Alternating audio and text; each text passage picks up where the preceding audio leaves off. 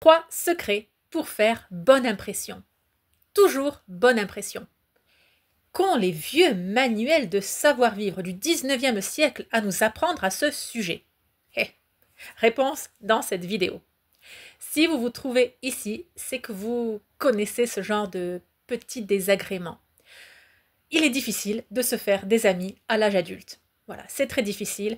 Vous connaissez ce moment où on rentre dans un groupe et là, tout d'un coup, un silence pesant, on sent une frustration en nous, une gêne. On se demande est-ce qu'on n'a pas quelque chose de coincé entre les dents? Qu'est-ce qu'on a dit? Qu'est-ce qu'on n'a pas dit? Est-ce que c'est la façon dont on est habillé? Pourquoi tout d'un coup les gens ont arrêté de sourire, d'être de bonne humeur, de parler entre eux? Il y a ce silence gênant, ça en devient lourd. Vous devenez rouge écrevisse. J'en sais quelque chose, j'ai connu ces moments-là.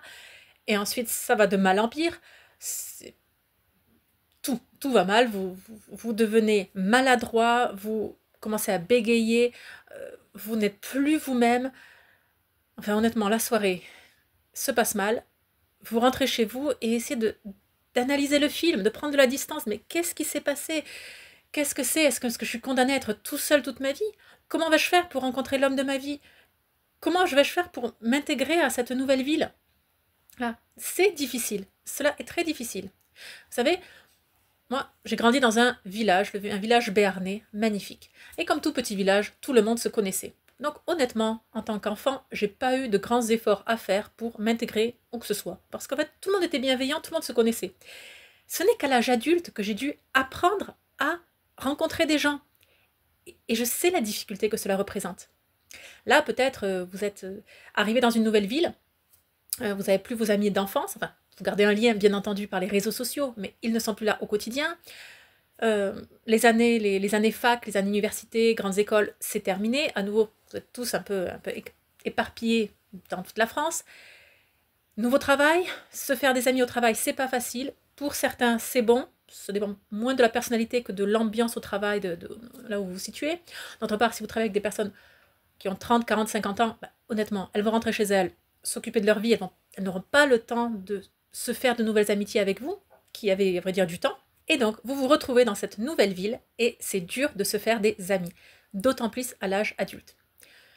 Je vous rassure tout de suite, quand vous devenez parent, c'est plus facile parce qu'en fait, il y a les mamans d'école, les papas d'école. Voilà. Donc, honnêtement, on a maintenant cela. Mais, avant d'arriver à cette étape où on va raccompagner nos enfants à l'école et faire les anniversaires des uns des autres tous ensemble, il va tout de même s'écouler 10 ans. Et encore, ces 10 ans, il faut les mettre à votre profit, justement, pouvoir rencontrer votre moitié, fonder une famille, avoir des enfants, acheter une maison, prendre un crédit, etc., etc. Toutes ces joyeusetés que je vous souhaite. Mais oui, je vous souhaite de payer une taxe d'habitation. Mais oui, je vous souhaite cela de tout mon cœur. Donc, que faire? Alors là, écoutez, moi, j'ai été confrontée à ce problème. Ça a été les premières années de notre mariage, je suis arrivée à Bayonne, ce n'était pas ma ville, et là, je devais me faire des amis. Je ne voulais pas seulement les amis de mon mari, qui m'ont gentiment accepté dans leur groupe. Je voulais mes propres amis. Ça a été très difficile. Alors, moi qui aime beaucoup les résolutions du nouvel an, les défis annuels, à cette époque, je m'étais fixée comme défi. L'année se compose de 52 semaines, donc je dois rencontrer 52 personnes dans l'année. J'avais 3 jokers. Donc je dois rencontrer une nouvelle personne par semaine, et pas 10 en une soirée. Non. Pour valider mon défi, je dois parler au moins 15 minutes avec la personne. Parler une conversation vraiment plaisante. Ce n'est pas un vendeur dans le magasin qui va me détailler ce que je souhaite acheter.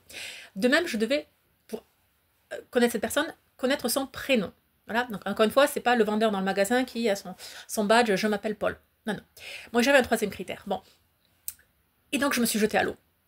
Voilà, pour me faire des amis à l'âge adulte. Ce n'est pas simple. Et c'est là où j'ai ouvert mes manuels de savoir-vivre. Parce que seule, je voulais raconter. Moi, j'étais en mode écrevisse, je me mets à transpirer, les mains deviennent moites, je me mets à bafouiller. Voilà, tous ces onomatopées qui m'insupportent et tout d'un coup, j'en disais plein. Je me mets à gesticuler, à trembler. Je fais des blagues qui ne sont même pas drôles, d'ailleurs, qui ne sont même pas des blagues. Voilà, je connais ce mode-là. Donc, il me fallait une solution pour réaliser mon défi et me faire des amis à l'âge adulte, ici, à Bayonne. Alors, solution. Tadam, j'ai ouvert mes manuels de savoir-vivre. Nadine de Rothschild, la baronne Staff, et puis je vous en parle, Jacques Gandoin. Et donc, c'est un problème en fait récurrent à toutes les époques. Comment sympathiser? Comment faire une bonne première impression? Et là, je vais vous le dire, déjà à cette époque-là, je savais que c'était capital. Je savais que la première impression est la bonne, enfin est décisive. Encore une fois, petite parenthèse, si vraiment vous faites une mauvaise impression, vous avez une seconde chance. 1% de la population sait saisir cette seconde chance et sortir de cette mauvaise première impression.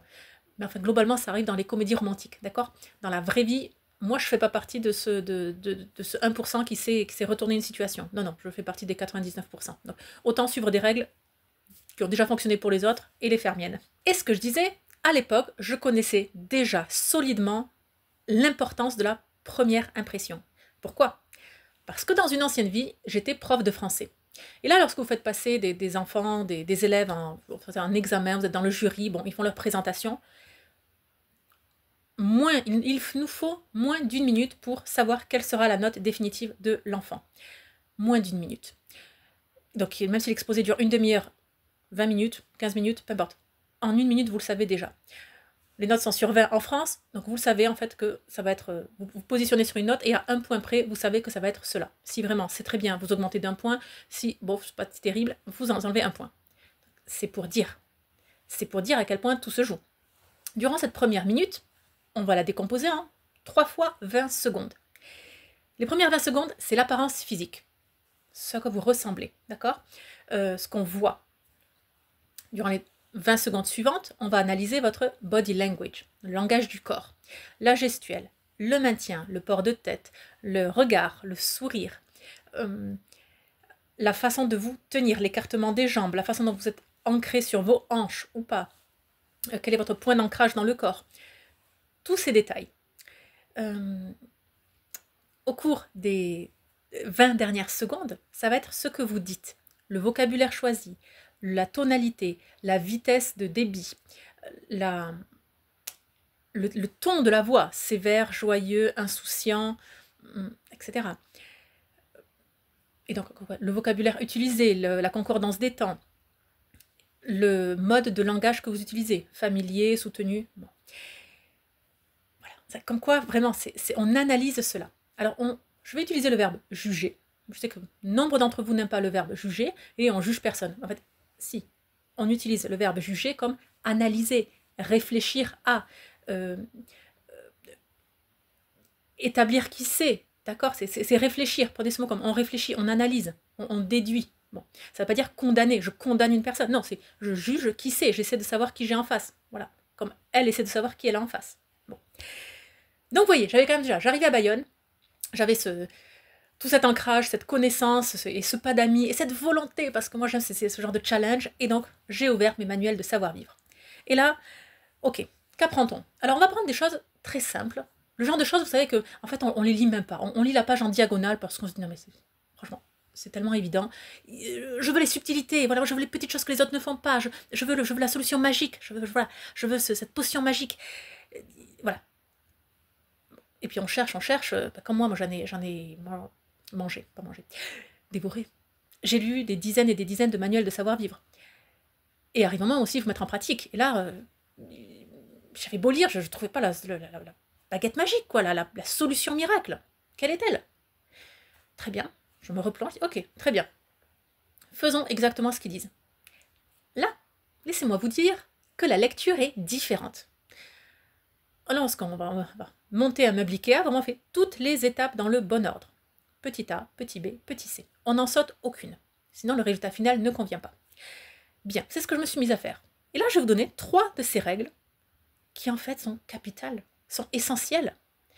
La première règle, qui fait toute la différence lorsque vous l'appliquez, est utiliser le prénom de votre interlocuteur. Dès qu'on vous le présente, tout de suite réutilisez. Tout de suite, bonjour Catherine, bonjour Paul, tout de suite. Ne le mettez pas dans un coin de la tête, parce que ce coin, il est bien souvent, c'est ça, ça rentre par une oreille, ça sort par l'autre. Vraiment, tout de suite réutiliser ce mot, ce prénom. Là, sachez à quel point, et ça c'est écrit dans les manuels, à quel point on aime notre propre prénom. que pour chacun d'entre nous, c'est dit d'une façon poétique, la musique la plus douce pour nos oreilles sera toujours notre propre prénom. Et on se sent spécial quand quelqu'un nous appelle par notre prénom. Parce que oui, nous sommes spéciaux. C'est ce qui nous distingue des autres. C'est notre prénom. Qui nous sommes, notre identité. Et elle est portée dans ce prénom. Et alors maintenant, lorsque vous êtes en soirée, lorsque vous rencontrez quelqu'un, lorsqu'on vous présente à quelqu'un, tout de suite, utilisez le prénom. Et alors là, parce qu'en fait, on se dit souvent, oui, ma voisine me présente sa tante qui vient, bon, elle a 78 ans, elle est très gentille, mais c'est pas non plus elle que je vais épouser, de fait. Bien entendu. Mais c'est un exercice.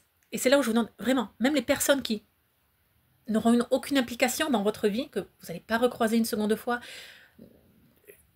c'est pas méchant, hein, mais voilà. Entraînez-vous sur elles, mémorisez les prénoms. Réutilisez-les, vous allez voir à quel point ça fait plaisir. Voilà. C'est une première chose, une première astuce qui paraît évidente. Mais en fait, il faut vraiment l'appliquer pour en comprendre le pouvoir. Pour moi, ça a été révolutionnaire. Deuxième secret, regardez les gens dans les yeux. Et oui, dans la culture européenne, dans la culture française, il y a ce eye contact. C'est important, c'est un signe de respect, de politesse, d'admiration, d'intérêt. On aime avoir le contact visuel avec quelqu'un. Ça, c'est mémorie, hein, comme un Cruchot dans Les Gendarmes, l'acteur Louis de Funès. Là, on le fait souvent avec les enfants. Donc, lorsque quelqu'un parle, vous le regardez dans les yeux, et lui aussi va vous regarder dans les yeux. On aime, en tant que prof, en tant qu'enseignant, avoir un contact. On sait qui suit, qui ne suit pas. Par contre, lorsque vous mangez quelque chose, une bouchée, vous êtes à un anniversaire, vous êtes à un cocktail, bon, et il y a des petites bouchées, des tapas, les quelques secondes où vous allez manger et mâcher, à ce moment-là, je ne dis pas regardez vos pieds, mais c'est pas extrêmement poli de regarder l'autre, celui qui parle, dans les yeux. Vous savez, regardez, je vais faire le test avec vous.